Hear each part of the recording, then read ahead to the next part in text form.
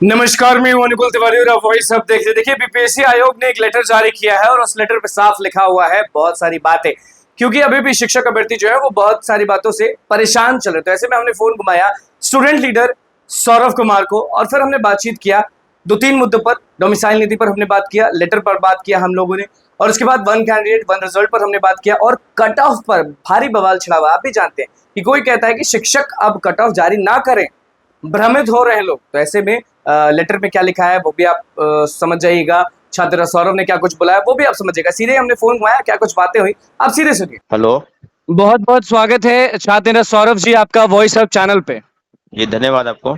सारे शिक्षक अभ्यर्थी हैं जो कुछ कुछ मुद्दों को लेकर बहुत ज्यादा परेशान हैं। वही डिस्कस करने के लिए आपको अभी हमने कॉल घुमाया है, क्योंकि शिक्षक अभ्यर्थियों की आवाज लगातार आप उठाते रहते हैं। पहला मुद्दा है कि फोन कॉल आ रहा है और सीधे कहा जा रहा है कि आप 50,000 रुपए दीजिएगा तो आपको हम पास करा देंगे। और वो शख्स जो है वो ये भी कह रहे हैं कि हम बीपीएससी के अधिकारी बोल रहे हैं। दूसरा चीज वो कह रहे हैं कि हम जानते हैं कि आप कौन हैं और आपका मार्क्स कट ऑफ से बहुत कम है। दूसरा मुद्दा जो है वो है डोमिसाइल नीति का, क्योंकि आप भी जानते हैं अच्छे से कि 70% लोग जो हैं वो बाहरी के हैं। और उसके बाद अभी हाहाकार मचा है सौरभ जी सबसे बड़ा, कि शिक्षक लोग इतना कट ऑफ क्यों बता रहे हैं। तो क्या लगता है कौन कट ऑफ बताएगा? देखिए, आपके प्रश्न में 3 प्रश्न हैं। पहला एक एक बारी बारी से सबका जवाब दे दे। जी पहला जो प्रश्न है आपका है कि ये जो फर्जी कॉल वाले बात हो रही है जी। ना, कि फर्जी कॉल आखिर आता कहाँ से है। हम्म तो आप इसके अगर पीछे अगर हिस्ट्री में जाएंगे तो काफी चीजें हैं। ये साइबर फ्रॉड का मामला हो सकता है, या बीपीएससी के अंदर से अगर इस तरह की चीजें हो रही है तो ये काफी हास्यास्पद है, क्योंकि बीपीएससी के पास ही तो सब डाटा रहता है। अगर मैंने फॉर्म अप्लाई किया है तो मेरा डाटा जो है 1-2 लोगों को कॉल जा सकता है। मान लीजिए कि हमने कहीं फॉर्म अप्लाई किया किसी साइबर कैफे से या कहीं से, तो हो सकता है कि उसके पास रोल नंबर या पासवर्ड वगैरह रहे तो वो खोल सकता है। लेकिन ये अगर कई लोगों के पास, जैसे कि मुझे जानकारी है, मैं अभी पटना में नहीं हूँ, मैं बाहर हूँ, तो जानकारी जो है मेरे तरफ भी कई छात्र ने जो है उस नंबर को, कोई एक नंबर है वो नंबर भेज रहे हैं कि सर जो इस नंबर से कॉल आ रहा है या हमसे ये कहा जा रहा है बीपीएससी के अंदर अब टीआरई 3 की परीक्षा हुई, अब उसमें कितने मार्क्स किसको है, तमाम कैटेगरी के लोग हैं, छात्रों के पास फोन कॉल जा रहा है। तो ये बीपीएससी ने तो अभी तो हाल में ही, मुझे लगता है कि 1-2 घंटा पहले एक नोटिस निकाला है कि अगर किसी को इस तरह का फोन जा रहा है तो 89 नंबर करके कोई बीपीएससी ने एक टोल फ्री नंबर जारी किया, एक नंबर जारी किया जहां पर आप सूचित करें बीपीएससी को। लेकिन ये जांच का विषय है।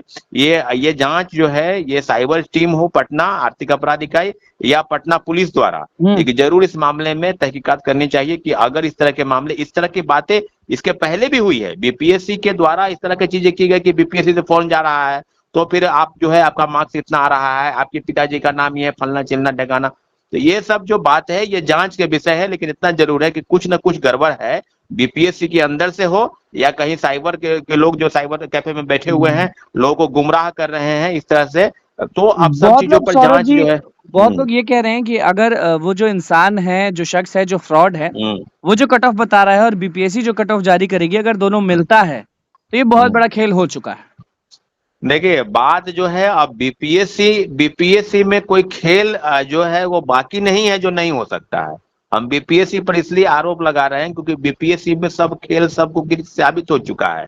प्रश्न पत्र लीक कराना, ओएमआर शीट की कार्बन कॉपी लिखना छपवाना, मेंस की कॉपी बाहर भेजना लिखवाना, इंटरव्यू में मार्क्स बढ़वाना, ये कोई नई बात नहीं है कि बीपीएससी में नहीं होता है, बीपीएससी में होता है। लेकिन बीपीएससी खुद अपने ऊपर जांच करे। ये पटना साइबर की क्राइम की टीम है और आर्थिक अपराध इकाई अगर बड़े मामले को देखना है, कई टीवी चैनलों के डिबेट में भी इस तरह के मामले सामने आ रहे हैं। हमको भी बैठना था लेकिन हम नहीं बैठ पाए। लेकिन आपको बता दें कि इस तरह की चीजें हो रही है तो ये निश्चित रूप से बीपीएससी के लिए और छात्र अभ्यर्थियों के लिए कि अगर डाटा लीक हो रहा है, कई चीजें डाटा लीक हो रहा है। देखिएगा एनटीए का पेपर था यूजीसी नेट जेआरएफ का, सीबीआई ने परीक्षा के अगले दिन ही कहा कि सीबीएसई जो आयोजित है एनटीए की परीक्षा यूजीसी नेट की, उसका डाटा लीक हो गया है, वो जो है टेलीग्राम ग्रुप पर वायरल है, इसलिए परीक्षा को हम कैंसिल करते हैं। लेकिन हुआ नहीं था वो ऐसा। लेकिन बाद में तो आप लाखों लाख छात्र अभ्यर्थी, आप बताइए 87,000 पद की वैकेंसी आई है और लोगों को गुमराह किया जा रहा है कट ऑफ के मामले में। हाँ, दूसरा जो आपका प्रश्न है बहुत ही महत्वपूर्ण प्रश्न है, आपने पूछा कि कट ऑफ को लेकर।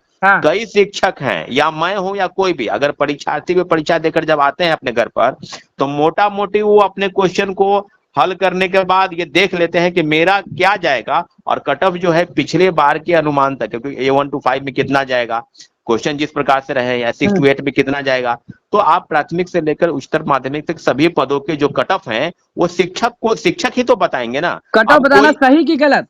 बिल्कुल सही बात है, कट ऑफ बताना कोई गलत नहीं है, लेकिन आप एक सिरे से आप बताइए, जो सिविल सेवा की तैयारी कराते हो, पीटी के परीक्षा के बाद तमाम कोचिंग इंस्टीट्यूट अपने अपने जो संभावित कट ऑफ है, उन्होंने एग्जैक्ट तो नहीं कहा कि हाँ यही आएगा, लेकिन एक संभावना दर्शाया जाता है, ये सब शिक्षक करते हैं, इसमें कोई बुराई नहीं है। अब रही बात कि कुछ लोग आरोप लगा रहे हैं कि कट ऑफ का खेल है, तो कट ऑफ बताना कोई गलत नहीं। आप आईएएस का एग्जाम ले लीजिए, चाहे टीचर का एग्जाम ले, रेलवे, बैंकिंग, समाज, सब जगहों पर कट ऑफ बताया जाता है, कट ऑफ बताना कोई गलत नहीं है। लेकिन अगर कट ऑफ वही रह जाए या क्या हो, ये तो छात्र अभ्यर्थियों को, शिक्षक अभ्यर्थियों को तय करना है, तो शिक्षकों का काम होता ही है कट ऑफ बताना, इसमें कोई बुराई नहीं है। अब बताइए, एक अनुमानता ये भी बताया जाता है कि फलना सेक्शन से पढ़ लीजिए वहां से आ जाएगा, वो भी बताना उनका काम, इसमें कोई गलत नहीं है। कोई आरोप अगर लगा रहा है तो ये आरोप बिल्कुल मनगढ़ंत है, बेबुनियाद है, ऐसे आरोपों से बचना चाहिए। आरोप लग रहा है तो ये भी बोला जा रहा है कि एक शिक्षक नहीं, सारे शिक्षक कट ऑफ जारी कर रहे हैं, सब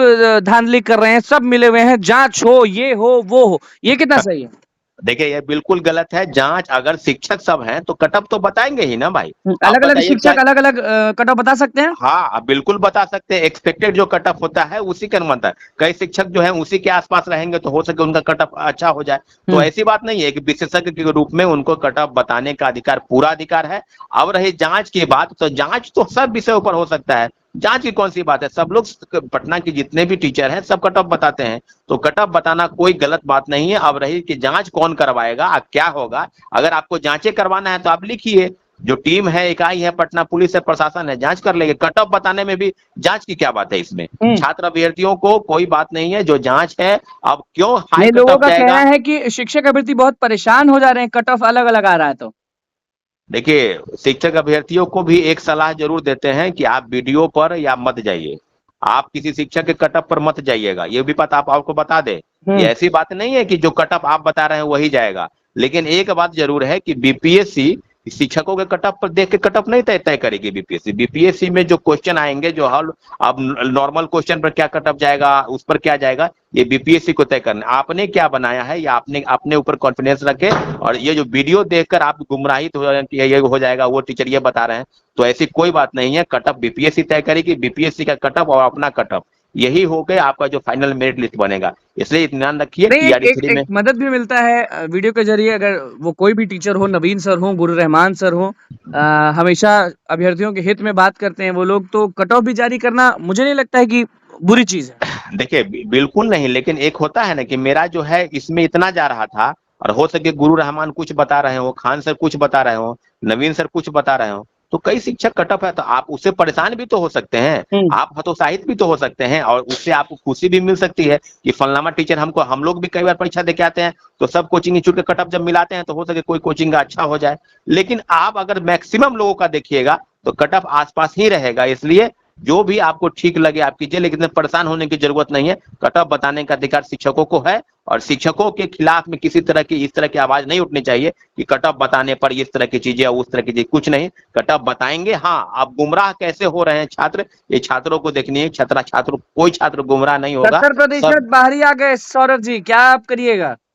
नहीं ये बात तो है, ये बात तो हम लोग पहले से भी कह रहे हैं, जब परीक्षाएं आयोजित हुई थी उस समय से भी, कि जब आप सेंटर पर का अवलोकन करेंगे तो लगभग आप 100 लोगों से बात करेंगे जिसमें 70 लोग जो है दूसरे स्टेट के हैं। तो ये तो राज्य सरकार को तय करना है कि डोमिसाइल नीति को पहले लागू करना, फिर हटाना, फिर खोल देना सबको। तो फिर TRE-1 में भी वही हुआ, 17,000 लोगों को नौकरी मिली, महिलाओं को, जिसमें से 10,000 से ज्यादा दूसरे स्टेट की महिला है। तो फिर ये माननीय मुख्यमंत्री नीतीश कुमार जी को तय करना था ना कि बिहार के लोगों को नौकरी के लिए अगर आप आश्वस्त करते हैं, नौकरी भी देते हैं, तो फिर नौकरी तो मिला नहीं उनको। ये तो नहीं कह रहे हैं कि आप क्षेत्रवाद को, सभी लोगों को अधिकार है, सबको कहीं ना कहीं जाने का, नौकरी करने का अधिकार है, लेकिन बिहार के नौकरियों पर अगर बिहारी को ही नहीं मिले, इसे दूसरे स्टेट के लोगों को मिले, तो ये तो भी बहुत ही गंभीर विषय है। सीट भरने के लिए सब लोग आवाज उठा रहे हैं, लगातार शिक्षक जो है वो भी आपस में मिल रहे हैं कि 1 कैंडिडेट 1 रिजल्ट होगा तो सारा सीट भर पाएगा, नहीं तो फिर खेल हो जाएगा। देखिए ये हम लोग भी पहले कहते कि 3 बार अटेम्प्ट को बढ़ाकर 5 बार करने का, तो उसको सरकार ने मान लिया है। 5 बार आप परीक्षा में बैठेंगे, उसको उम्र जो है सीमा आपकी रहनी चाहिए। दूसरी प्रमुख मांग हम लोग की थी डोमिसाइल को लेकर, इस पर सरकार गंभीर नहीं दिख रही है। तो सरकार को तय करना है अभी जिस तरह की चीजें जो एनडीए की सरकार है, तो वर्तमान क्या चीज चल रही है। दूसरे तरफ वन कैंडिडेट वन रिजल्ट पर ये बात आप आश्वस्त हो जाइए कि बीपीएससी वो करेगी, क्योंकि 11वीं से 12वीं तक जो भी 1 to 5 से रिजल्ट है सबका वो एक बार अवलोकन करेगी, और जिनका जहां पर होगा वो काउंसलिंग करा के वो डेट लेगा। हम लोग को ये बीपीएससी को ये तय करना है कि सर्टिफिकेट का वेरिफिकेशन करके ही रिजल्ट का पब्लिकेशन करे। परंतु कहीं ना कहीं अभी लोचा जो चल रहा है वो सुप्रीम कोर्ट में माननीय उच्च न्यायालय के फैसले के बाद बिहार सरकार गई 65% आरक्षण के खिलाफ में, लेकिन वहां भी जो फैसला है, जो वर्डिक्ट है, उसको सुप्रीम कोर्ट ने यथोचित उसी को माना है, क्योंकि उसके खिलाफ में नहीं गया है। तो अब रिजल्ट में देरी होगी या नहीं होगी, ये बीपीएससी या बिहार सरकार आगे क्या गाइडलाइन करती है, लेकिन इतना जरूर है कि 65% अगर नहीं होता है तो पहले की तरह ही रिजल्ट का पब्लिकेशन होगा। कई परीक्षाओं के रिजल्ट जो है इस आरक्षण के नियम के बाद जो है वो बाधित होंगे।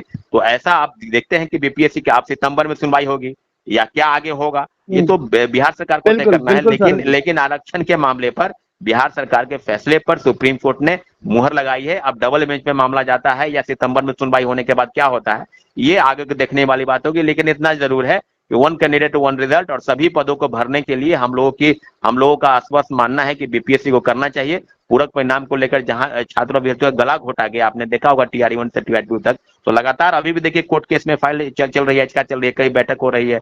तो हम लोग इंतजार कर रहे हैं कि बीपीएससी इस बार कोई गड़बड़ी नहीं करे, सर्टिफिकेट वेरिफिकेशन करे अपने स्तर से, तब रिजल्ट का पब्लिकेशन करे। और कई चीजें अफवाह के रूप में मार्केट में आती है, कट ऑफ को लेकर हो या कोई फर्जी कॉल करके क्या बता रहा है, कुछ बता रहा है, तो उस पर गुमराह होने की जरूरत नहीं। सब चीजें होंगी आपके साथ, सब चीजों से बाधा पार करते हुए ही बीपीएससी को, बीपीएससी कैसे काम करेगी ये बीपीएससी को देखना होगा, तय करना होगा। इसलिए हम लोग भी चाहते हैं कि बीपीएससी पहले अपने स्तर से सर्टिफिकेट का वेरिफिकेशन करे, ताकि कोई फर्जी तरीके से शिक्षक ना बन पाए। इस तरह से तो फर्जी बहाली अगर होगी तो बिहार की शिक्षा व्यवस्था कैसे बदलेगी। तो निश्चित रूप से हम लोग चाहते हैं कि पहले ठोक बजा के आप देख लीजिए कि सीटेट फेल, स्टेट फेल और कई फर्जी वाले जो है वो बहाल ना हो जाए। इसलिए सब स्तर से देखने के बाद आप इन सब चीजों का बहाली करेंगे, तब आगे की प्रक्रिया होगी। और जो भी चीजें होगी हम लोग देख रहे हैं, और गुमराह होने की जरूरत नहीं है। सब मामलों पर सरकार गंभीरता पूर्वक विचार करेगी, और जो भी चीजें सामने आएगी, तो जो भी समस्या है उस पर समाधान होगा। समस्या अगर है तो समाधान जरूर होगा। इसलिए हम लोग